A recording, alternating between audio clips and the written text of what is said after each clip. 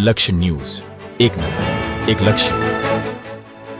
સુરત ડભોલી સ્વામિનારાયણ મંદિર ગુરુકુળ અને સામે આજરોજ શ્રી યદુનંદન આહિર યુવક મંડળ કતારગામ અમરેલી આહિર સમાજ દ્વારા આયોજિત સ્નેહ મિલન, વિદ્યાર્થીઓના ઇનામ વિતરણ અને સન્માનિત સમારોહ. આજના મહાસભા સમારંભમાં રાજુભાઈના વાંચી ધારાસભ્ય અમરીશભાઈ ડેર પધાર્યા. દીપ પ્રાગટ્ય કરવામાં આવ્યું, સાથે જ બ્લડ ડોનેશન કરવામાં આવ્યું. આપને મિલનમાં સમારોહમાં ભોજન અને રાસ ગરબાનો પ્રોગ્રામ પણ રાખવામાં આવ્યો હતો. રિપોર્ટ અશીભાઈ આહિર ઉપલેટા. જય દ્વારકાધીશ.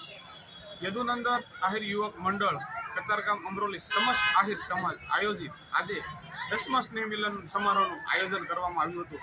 એમાં 3000 આહિર સમાજના અમારા મિત્રો, વડીલો, બહેનો, માતાઓ અને ભાઈઓ હાજર રહ્યા હતા.